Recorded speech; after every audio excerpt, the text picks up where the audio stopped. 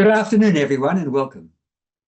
I'm Professor Henry Brodaty, co-director of the Centre for Healthy Brain Ageing, or CHEBA, at UNSW Sydney. It's my extraordinary pleasure to host this national conversation with someone I've admired for many years, decades, a remarkable Australian, Ita Buttrose, ACOBE. Before we begin, I'd like to acknowledge the traditional owners of the lands on which we meet today and pay my respects to elders, past and present. I join you today from the land of the Gadigal people of the Eora Nation. Ita, as one of Australia's most celebrated journalists, a media pioneer, advocate, and more recently, chair of the ABC, she's also a passionate supporter of causes that affect us all, from dementia, macular degeneration, and healthy aging, to gender equality and public health. Today, we're here to celebrate her new book, characteristically labelled Unapologetically Ita, a witty, insightful, and personal reflection on her 6 decades of leadership and service and what it means to live meaningfully throughout our lives. Welcome, Ita. You've had such an extraordinary career: journalist, editor, board chair, advocate, and now here you are in your early 80s, still inspiring the nation and writing yet another book. Ita, what made you decide to write Unapologetically Ita now? Well, I spent 5 years as chair of the ABC, and when you're the chair of the ABC, you lose your voice in a sense. I mean, I used my voice to defend the national broadcaster against all sorts of marauders, but you hesitate to have views about something else in case it could be leveled that I'm persuading the ABC to go one way or the other. So you tend to keep your views to yourself about lots of things. And I thought, when I finished my 5-year term, I thought, I've got my voice back. I can use it. So I thought I'd use it in this book and raise my concerns about all sorts of things that are happening in Australia. I mean, the title says it all. What does the phrase unapologetically Ita mean to you? It means without fear or favor, Henry. I mean, Okay. I've just let it rip. Okay. But you've written memoirs before, but this one feels more reflective, perhaps more personal. How is this book different from your earlier ones? Well, I'm older and wiser. I hope I'm wiser. I think I'm older and wiser. And as you advance through life, you suddenly think, I don't give a damn what people think, really. I'm going to say what I think. Yes. There's a certain freedom that comes with getting older. Right. Now, there are clapping hands and thumbs going up all over the place. People are really resonating with this. So were there parts of your story that were difficult to revisit or perhaps surprisingly liberating to put down on paper? Well, I think it's always hard to revisit my father's dementia, and it was difficult for me to talk about my personal mountain, which is, as you know, which is a mobility disorder, of which the doctors don't know why I've got it, and there's very little research going on to gait disorders, and there's really nothing I can do about it except exercise. Exercise. And oh God, Henry, I'm so sick of exercising. But Yes. I do it every day. I do it every day. And 3 times a week I do it very seriously with someone from the Advanced Centre for Rehabilitation. They come and vet me out and correct me if I'm doing something wrong. And then that's going to be my lot in life. So I don't walk particularly well because the specialist said he didn't want me walking by myself anymore, because one of the things that happen to you with a gait disorder is that you have falls. And I had my fair share of falls. So he said he was concerned about my falls, and he felt that I should always have a chaperone. Well, it's very hard to find a chaperone 24/7 when you want to go for a walk. Yes. So if you don't use your legs for walking, you tend to lose the ability to walk. Yes. That's So deconditioning. I'm Yeah. being challenged in every way, but I'm learning to use an electric wheelchair. But it's just that I'm a bit dangerous because I'm a bit fast. I'm a bit Right. fast, Okay. so I'm learning to slow down. All right. Well, you certainly are resilient, Ita. Coming back to the book, what do you hope readers, particularly younger Australians, will take away from Unapologetically Ita? That you shouldn't be afraid to express your views about things. Don't let political correctness, for want of a better description, stop you from using your voice. All my career have been aimed at giving women a voice because I felt that we lived in a country where our opinions were not valued and were not sought out. Certainly, that was the Australia I encountered when I started Clio magazine in the 70s. And also to live life fully because you're only here once. To make the most of every opportunity that comes your way and not to be frightened of opportunity. Grab it and see where it will lead you. Well, I know you've been grabbing it with both hands, Ita, and you were telling me before you went on air that you just drove to Canberra and back yesterday, and for a three, it's such a punishing schedule that you take And on. it's a boring drive. I mean, getting to Canberra is not boring, but it's not the most interesting drive in the Right. world. But anyway, I Okay. did it. I did it. And here I am, Henry, bright-eyed So and let's turn to leadership and women's voices. mm. Now, you've been a trailblazer in every sense, from founding Clio magazine, as you just mentioned, to leading the Australian Women's Weekly, and most recently chairing the ABC. Looking back, what does leadership mean to you now? It means being in charge. And I like being in charge, quite Yes, frankly. I've noticed. And it means having a vision. It means persuading people to come with you and why they should and how often a new way of doing things awaits you if you come with me. It's about being empathetic with the people that you're trying to lead. It's about enjoying yourself. I think one of the problems is that modern day leaders don't say how much fun it is, how rewarding it is. Yes. And we need to talk about the pleasures of leadership. I don't have a problem with leading. I suppose I've been leading for a long time. I like taking the responsibility and I can only recommend it to people.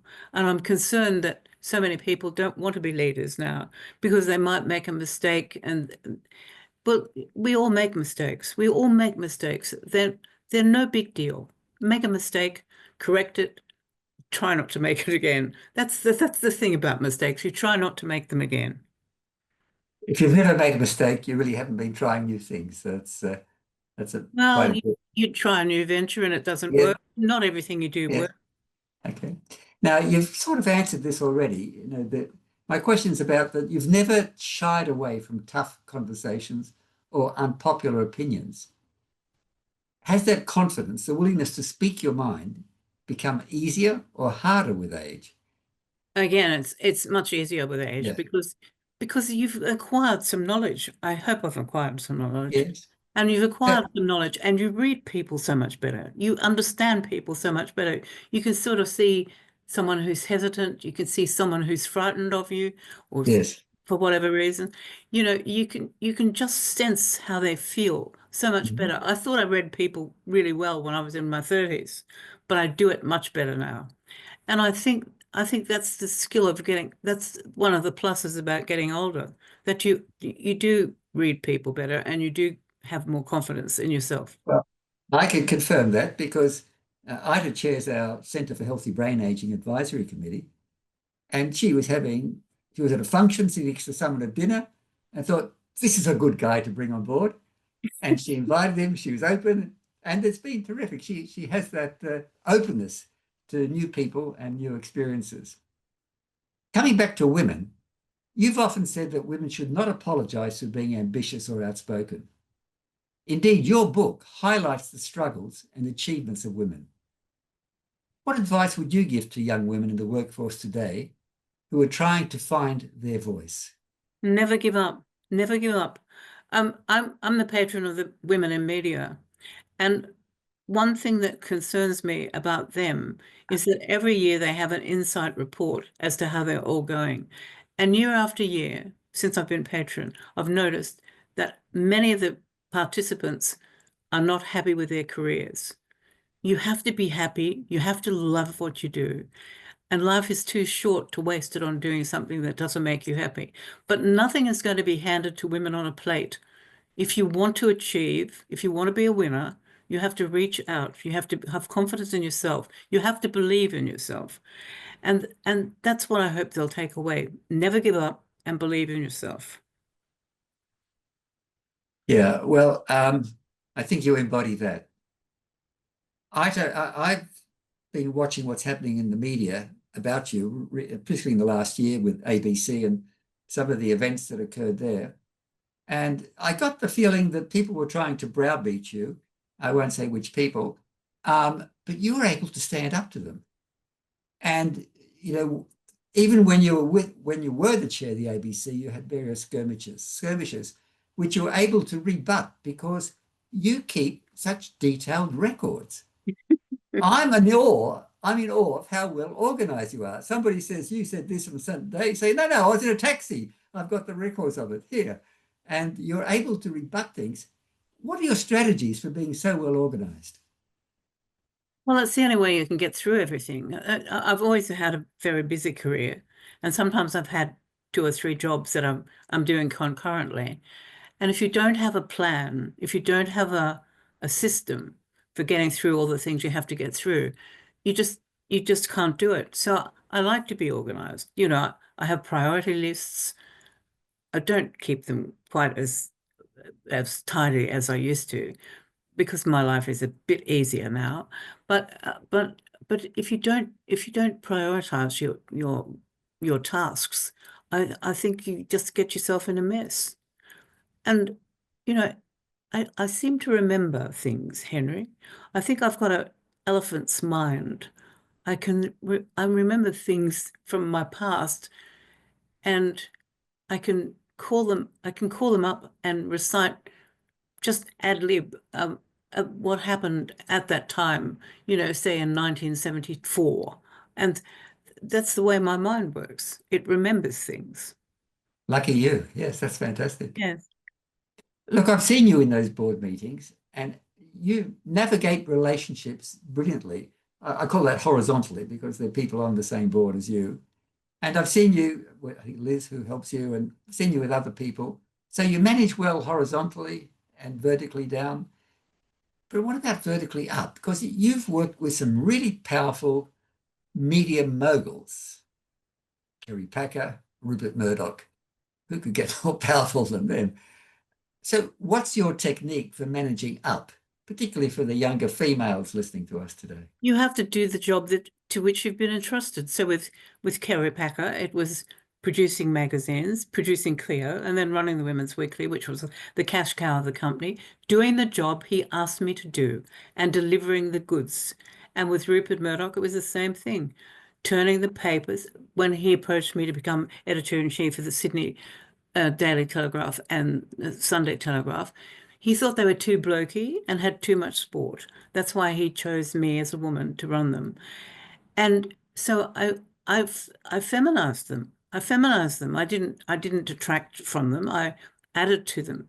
And so you do the job that you've been hired to do. And if you do that and then you deliver the goods, people like Kerry and Rupert are going to be happy. So any boss would be happy. But the thing is about working with those sort of big men. They're big men with big ideas, and their kind of thinking rubs off on you. So I think I'm not as big as they are, but I certainly do think big, and that's their influence on me. Yeah. I saw in your book you quote an anecdote that Frank Packer was not very keen on this Cleo magazine, but No. when the sales started coming in, he changed his mind. Yes, he did. He was very pessimistic about Cleo. He didn't really understand the new progressive woman that was coming because of women's liberation. He didn't understand the big changes that had taken place in middle class women, because that's where women's liberation was so successful, middle class people. And he sent me a telegram from Hong Kong because he was away when we launched, and he said, "Good luck with this venture. I think you'll need it." So he was very pessimistic. But Clio sold out in 2 days, and it kept selling out. It took us 7 months to get the circulation right. We just couldn't print enough. And so Sir Frank, realizing that he had a successful magazine on his hand, began to take an interest in us. Right. I remember once when you were walking, coming across you in Centennial Park with your dog appropriately named Cleo, Cleo. my daughter named him. I had nothing to do with it. Oh, okay. So let's go to aging, purpose and living well. Ita, you write in your book that aging will not go away. It's true. It's the one thing we all have in common. We do. But Australians, I think we still get that wrong. What do you think Australians get wrong about aging? Well, they don't have a plan. I think too many Australians, as they get older, don't have Yeah. a plan. In fact, statistics tell us that many people over 65 don't have a financial plan. So, and I think too many of them think that life will go on as it always has, that if something awful happens, it'll be to them over there, not to them over here. But that's not the case. Life is full of detours, and as you get older, the detours are plentiful. And so you have to be prepared. So you need to have a plan. What if your partner dies? What if you can't drive? What if you can't pay your rent? What if you have to sell your home for whatever reason? All of these things can happen. What if you get cancer? What if you get, ill health of any kind? Now, I've lost two brothers. My brother Will died of bowel cancer when he was only 62. And he and I had written a book, How Much Is Enough, which with a friend of ours, Mike Galgut. And so it was to do with how much money you need in retirement. And I remember one of the things he wrote was, never think these things won't happen to you. 1 in 4 people will die of cancer. So Yeah. there are four of us, three brothers and me. And when he was diagnosed and when it was clear that he was going to die, he said to me, "You see, I said 1 in 4. I'm the Yes. one. I'm the one." And I lost the other one. Now, Willie died about 17 years ago. I lost the other one 3 years ago to motor neurone disease. And Oh. he was always well. He was always well. So he never had a sick day. And so this was a shock to him and a shock to us as his family. So these sort of unexpected, we always thought, we four, that we'd all be romping around in our 90s like our dad Yes. did and like our grandma did. But see, two of us have gone already, and we didn't expect that. And that's what I mean about life is unexpected. I didn't expect not to be able to walk when I was older. And I've had to come to grips with that and readjust my life and become dependent on others to help me when I've always been dependent. So you have to have a plan. Don't think that getting older won't happen to you, and with all the detours that come with it. So that really speaks to what you were saying earlier, that you have to be full of passion and purpose. And in your 80s, you're doing that. Yes. So I don't know if this is redundant, but the question is, what does living meaningfully at this stage look like for you? Well, taking part in this webinar with you, Henry, Yes. Well, what could chairing be better? chairing the Centre for Healthy Braining Aging Advisory Committee. I'm still busy. Yes. I still work with charities, um, Dementia Australia, and also the Macular Disease Foundation. And I might continue my writing career, and I still make the occasional speech on the speaker circuit, which I quite like doing. I was speaking at a neurodegenerative conference on Friday, and we were talking about those diseases and how we can Yes. handle them. Yes. And they challenged my brain to research them, and then to think, what else can we do? How can we make it better? How can we spread this message out? So I think that's my purpose, to continue on with my health advocacy and to continue to support women to have a voice.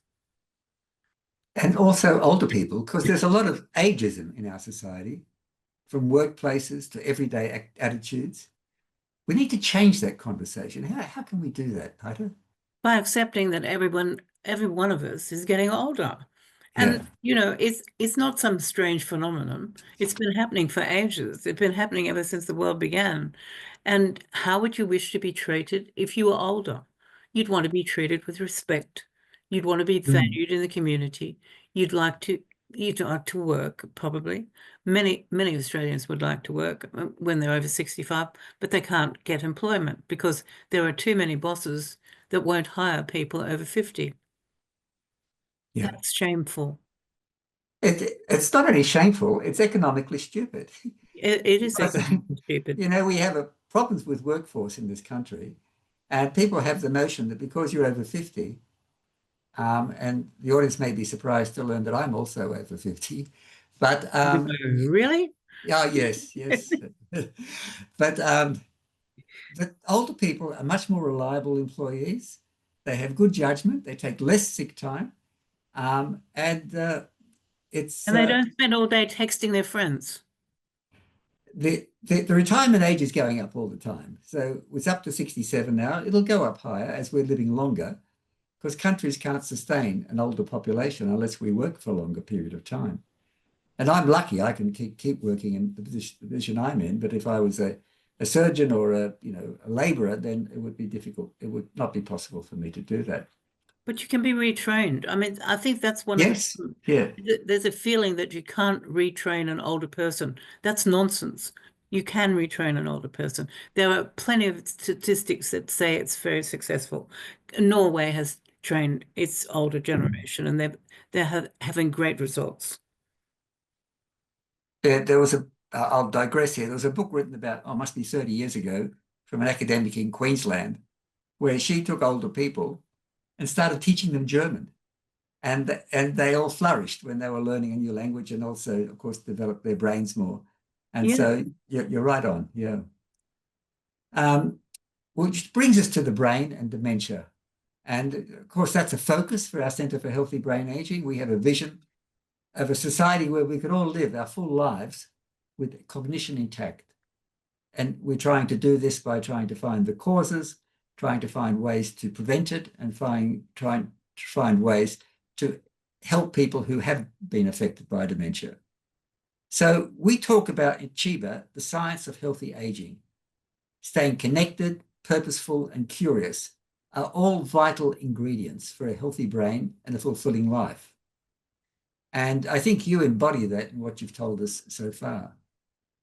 Now, what I think one of the most powerful sections of your book reflected on your father's experience with dementia. Would you be willing to share a little bit about that time Yes, I would. and what you learned from it? Yes. Well, you learnt the sadness of dementia. You learnt the frustration of dementia. You learnt the depression of dementia. I mean, Dad was in his 80s before it was diagnosed, vascular dementia, which is the second most common dementia after Alzheimer's, as you know. Um, and he also had macular degeneration, and he was also severely deaf. So he had a really lousy health trifecta. But this was a man who'd started his day for years and years and years reading the four newspapers. And now suddenly he couldn't read them. So his whole life changed. And I was his principal carer. And he sometimes just lost track. When it was first identified, he'd rung me at home and said, Ita? And I said, yes, Dad. He said, I can't find my pajamas. And I said, where are you? And he said, Burke. And he snapped at me as though I was a half-wit. Burke. And he hung up. And I thought, he's not in Burke. So I rang my brother who lives, the one that lived closest to Dad. And I said, I've just had a call from Dad. He said, me too. And I said, I'm leaving straight away. And so we met at Dad's place, and Dad was in the kitchen wearing his pajamas, having a cup of tea. And that's when we first realized. And his doctor said we had to think of Dad as short-circuiting, that sometimes he's going to be fine, and other times he would short circuit. So we did think like that.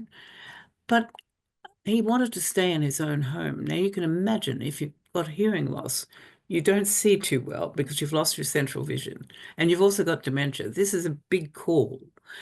But we did manage to keep him at home much to our delight. I don't know how we did it, but so I think my father was quite happy in the strange world he inhabited. But you get an idea of the loneliness because people stop calling on him. And that's what often happens when you've got a diagnosis of dementia. People don't know what to say. Well, you just treat the person with dementia as you would normally treat them. They may be different. They may have little bursts that are peculiar to you, Mm. but that doesn't mean you abandon them. And he often told me he was depressed, as I said. And it broke my heart because I knew there was nothing I could do about it. And he knew that there was nothing that could be done either. But all things considered, I think he had a fairly happy end of life. And we did keep him out of it. But sometimes I'd go over and he'd say, "Oh, those people across the road, they made such a noise." And I went out and I told them what I thought. And I think, I hope he didn't. I hope he didn't. No one ever complained to me, so I hope he didn't. Right. What year did he die? He died when he's 10 days shy of 90. What calendar year? I mean, sorry. Oh, I don't know. 1994. Yeah, so there wasn't much publicity around about that time No, about dementia. It was growing, but it hadn't really taken off as it is now. You know, no, I think well, last week we heard it was the biggest cause of death in Australia. Yeah. yes, it has passed heart disease now. Yes. And so that might prompt the government into investing more money into medical research, Yeah. which is what's needed, as Yeah. you know. I do. I do. Ida, you've been such a strong advocate for dementia awareness and research, and as past president of Dementia Australia, or then Alzheimer's Australia, and now chair of our CHIBA Advisory Committee. What's made you so committed to raising awareness and to CHIBA? Well, I can think of nothing worse than losing your ability to Mm. control your mind. And I think that's why people are fearful when they think they might have dementia to get a diagnosis. But the thing is, and it's worth saying on this webinar, the thing is, the treatments that we do have work much better in the early stages of the disease than they do in the later parts of the disease. So the earlier the diagnosis, the more the doctors can do to help you. And you're nodding in agreement with me, Henry. Yes, yes, yeah, So it was a terrible thing for my father to get dementia because he was always such an active, thoughtful, argumentative, but in a good way, man. And to lose that ability yes, would be terrible. And I've met lots of people with dementia now. And, you know, you can see the life has gone out of their eyes. mm, And you mm, think, how can I help this person? I think if I can raise awareness of things to do and things not to do, which was reflected in the Maintain Your Brain research that Chiba did only recently, and that you've talked about, where the research showed that you can improve cognitive ability yeah, if people change their behavior. In yeah. that sense, that's it, isn't it? That's absolutely it. And as you know, Ida, that's one of my passions now is trying to get a healthy brain promotion program going in Australia. Of course, it'll save money, it'll make people feel better, and it will ward off or delay the onset of dementia. Yeah. Um, so, from your own point of view, do you have any habits or philosophies that keep your brain healthy and active? Yes, well, you accept Henry Brodaty's offer to chair the advisory committee of the Centre for Healthy Brain Aging. Well, I just keep working, really. My Yes, brain is constantly challenged. I'm always looking, I'm always coming across something I don't know. And that's a really good thing for the brain to have something that it doesn't know. And I'm continuing, I hope, to encourage women to have their voice and to use their voice. So I just keep doing the same things that I've always done. And I eat well and I exercise and I exercise. you And do. I do Yeah. think physical exercise is very beneficial for the brain. Yeah. Yeah, no, you're spot on there, Ita, because there's increasing evidence about the benefits of exercise, not just for our brain, of course, but for so many other aspects of our health, our blood pressure, our Yeah. bones, our muscles.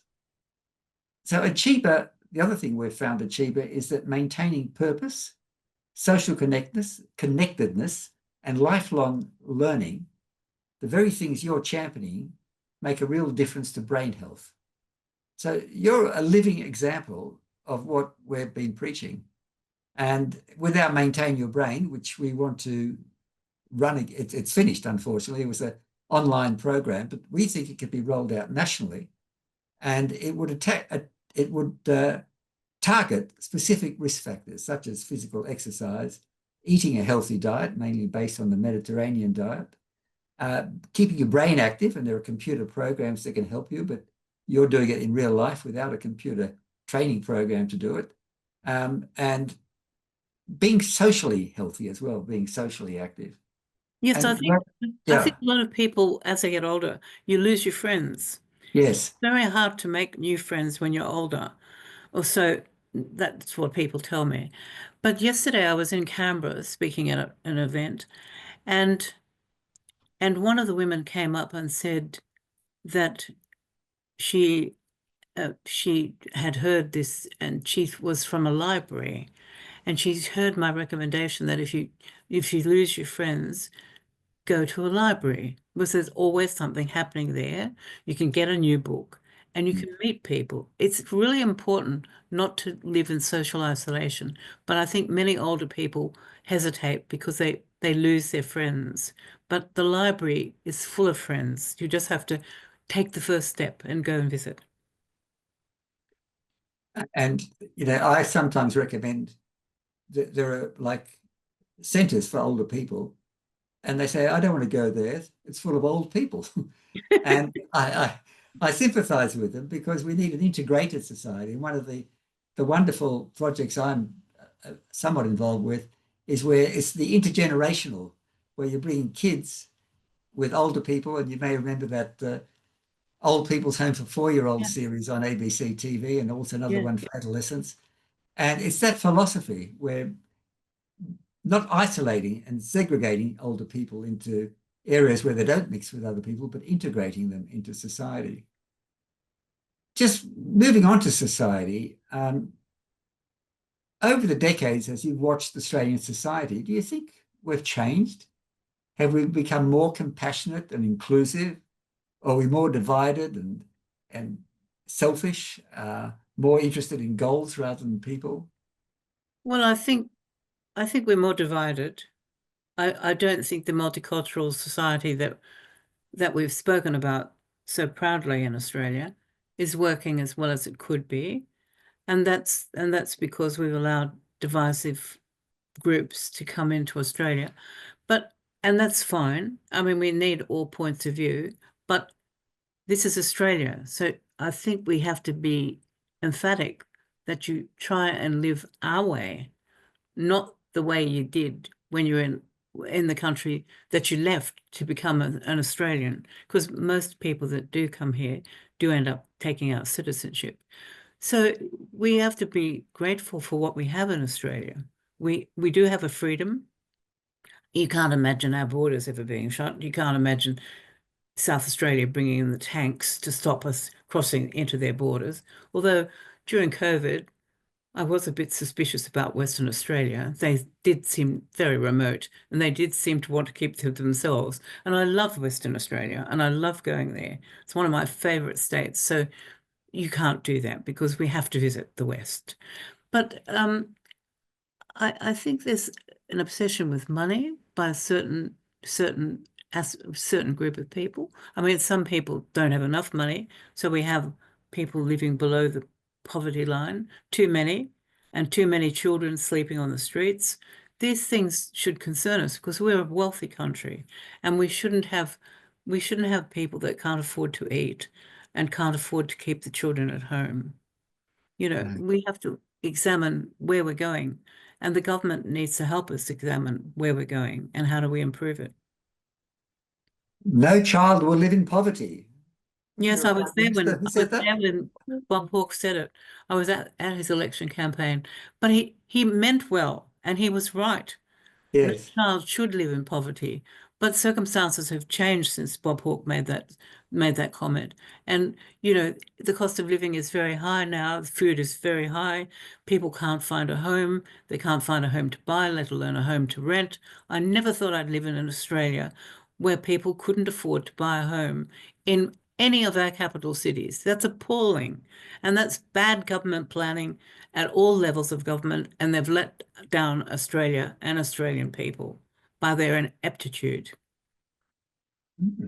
Okay. Um, there's a lot of symbols coming up with thumbs up, agreeing with what you're saying on the screen.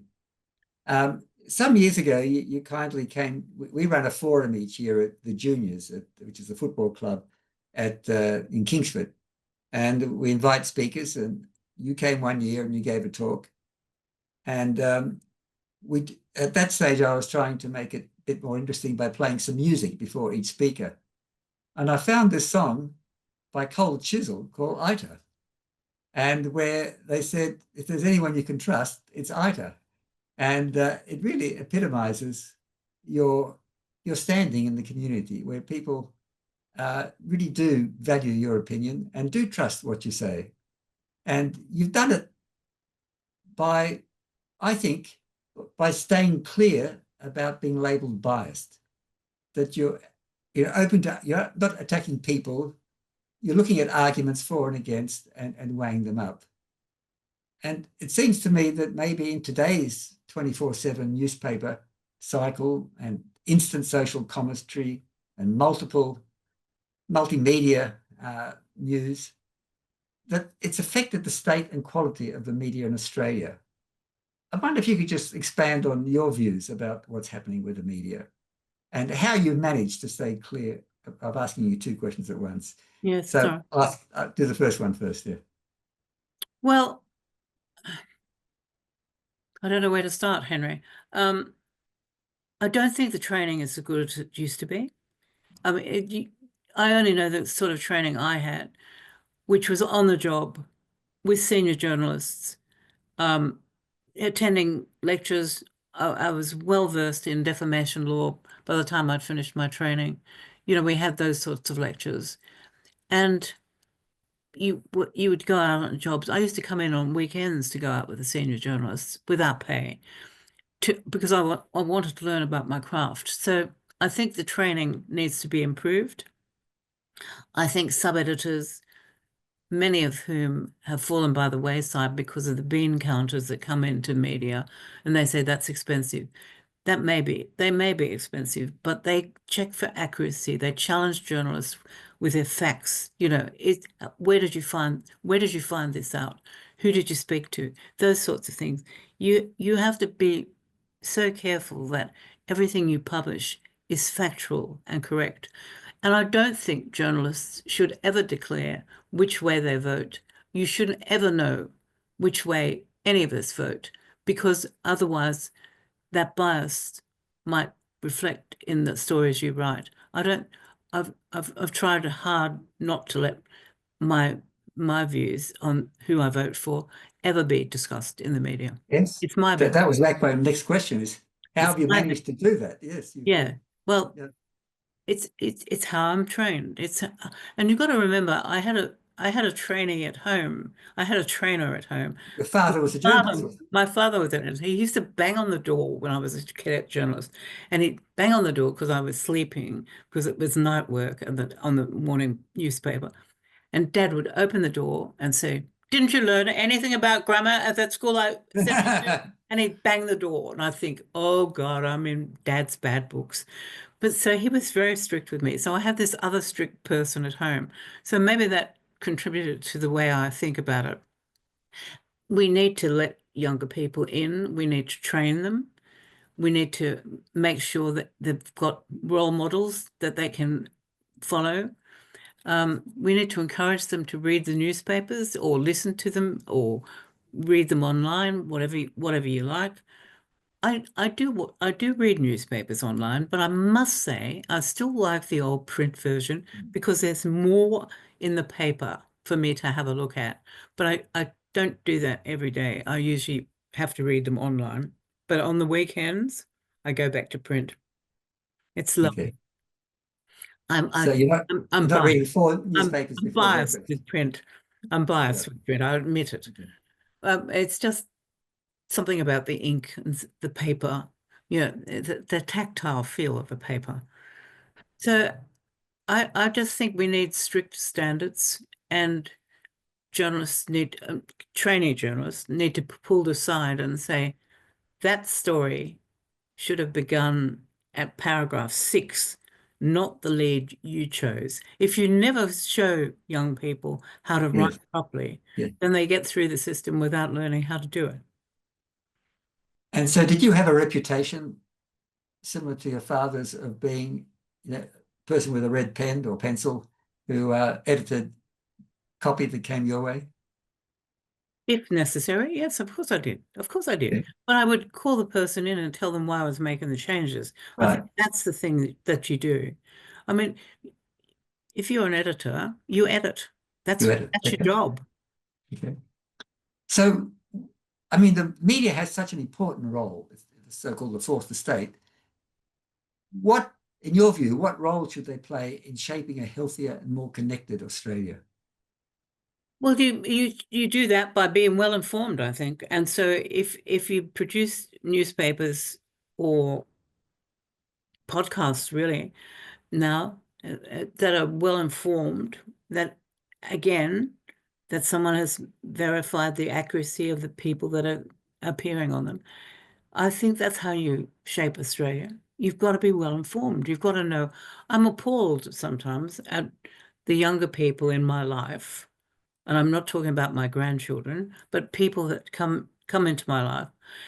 Um, you say, well, what did you think about what happened in the parliament today? And they said, what happened? And you said, didn't you hear it on the news? No, I was too busy. And they don't listen to the news. And that's a concern. That's a concern for me because it seems that social media has replaced news gatherers, official news gatherers, as a source of information for many in the community. And social media is not the news. It may be the scandal, and it may not be necessarily the correct reporting of the scandal either. So I think we just have to lift our standards and see that we're doing the job that we're meant to do. Well, I think you're absolutely right. I don't think anyone in my department who's under 40 reads a physical newspaper Yeah. anymore. And I asked, I've got two granddaughters, I've got three, but the two I asked are 16 and 14. And it was last week when there was the 50th anniversary of Whitlam's dismissal. What did they think about? Who was Whitlam? What dismissal? They knew nothing about it. And when I told them the whole story, it was just, and no one in their group had been talking about it. I remember that day very clearly. I think, and I'm sure you do, and I how. do. I do because Malcolm Fraser had rung Kerry Packer and told him because that he thought blood might run on the streets in Canberra. He was that concerned about what might Yeah. happen because the crowd was so upset about Whitlam's dismissal. And so they Mm, should have been. So they should have been. The Governor General was way out of line. yeah. So looking ahead, Ida, what gives you hope for our future as a nation? Our resilience, our in a sense, our laid back ability to look at the world and think I can still participate, and the feeling that we have in Australia and in Australia and in ourselves as Australians that we can get through these things. Mm, yeah, We that's can get good. through setbacks. Yes. I mean, you look at people in the country. They've been through bushfires. They've been through floods. They've been through floods again. They've been through crop destruction. And there they are, still going about their business. And they say, well, yes, we'll have another go. We'll just buckle down and plant Mm, again. And you think, my God, they're gutsy. where do they find the ability to keep going on? But many Australians do, and I think that's our great strength. Mm. Yes, it is. And well, we know this in academia too. We write grants. 90% of the time, they don't get up and funded because there's not enough money to fund even good research. And so we do just what the farmers do, of course, in a different realm altogether. Mm. And, resilience is something you exemplify. Throughout your life, you've faced your share of challenges, what you call fate tossing you a curveball or two. How do you approach those moments when life does get tough? Well, you think, briefly, you think, why me? Why me? You think, what have I ever done? You have that conversation. And then you think, no one else is going to pick me up. No one else is going to show me the way forward. I have to do it myself. So you have to pick yourself up and you have to regroup in a sense. And I've always realized that if I want to succeed, that I've got to dig deep inside of me. Yes. And that's what I do. I think my dad probably summed it up when when the children's father asked for my hand in marriage, as one did. And at 21, we got married. I got married to him. Dad said to Alistair, "You're marrying a very independent woman. I hope you know that." And I think that independent streak that I've always had, and the fact that I grew up with three brothers who taught me to be competitive. And, whatever the boys did, I did. I mean, they they always beat me at sport, but I could beat them at chess. And I went across the road to a friend who was an expert in chess, and I asked him to teach me some tricky moves so I could beat my older brother at chess. And sure enough, I challenged Jules. Jules, we called him Jules. I challenged Jules to a chess match, and within 3 moves, I checkmated him. I thought he was going to kill me. It was a moment of triumph. So you have to think, how can I win in this situation? Well, I couldn't beat him at tennis because they were much stronger and taller than me, but I sure could beat them in chess. And I loved doing it. So you have to think, what can I be good at? I think you have to be good at something. You have to find that one thing that you're really good at and perfect it. So you've achieved so much. What excites you about the years ahead? Well, I'm still here, Henry. That's exciting. Um, and the world is moving on so fast, and technology is taking us to places that we just couldn't have dreamt of 20, 30, 40 years ago. Certainly when I started work, I never envisaged this world that we have now. It used to take 2 days to fly a film out from London for the Australian Women's Weekly, for instance. Now we can transmit film of pictures in a couple of minutes, a couple of seconds, really. And all of these progresses have been astonishing. Ever since we put the man on the moon, I remember looking up at the moon and thinking, oh God, there's a man up there. That was really exciting. We were all excited about that. And so these things have kept happening, these wonderful discoveries, and we're just moving on. And I don't think anyone knows where we're going to end. I mean, you read about robots in dementia care. We know that we're already using some, but there's more to come yet. Robots in industry, in mining, on the waterfront. What else are they going to be doing? Aged care, you They know, are doing it in HQ already. they Yes. are. That's Yes. right. Yes. Now, who would have thought? Yeah. Who would have thought that we would have lived in a world where aged care was provided by robots? Not me, that's for sure. But then you think, well, why not? I don't know many robots, I must say. Human robots are not the same as normal robots or mechanical robots, but there's so much happening, and I want to be here to see where on earth we're going. And I'll move with the times. I hope I'll move with the times. I'm attending lectures in AI at the moment to try to understand the benefits of AI. I mean, I can see some benefits, but I don't know enough about it. So I've thought I need to learn. So I'm Good on learning. you, Clay. That's fantastic. Yeah, I admire you. And again, even more now. So thinking about your legacy, Ida, what would you most like to be remembered for? It sounds like I'm dead, Henry. I don't want to envisage Yeah, that. I know. It sounds like I'm not dead yet. I don't know. No, okay. She did her best. She did her best. And I think that's what I've tried to do. I do my best.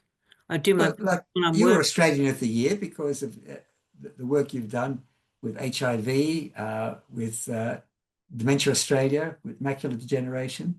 You've been, as we've talked about, a journalist who has led the way in women's contribution to journalism. And you've been involved in government committees and also in shaping policy in Australia. So that's what I think is part of your legacy, which is still growing.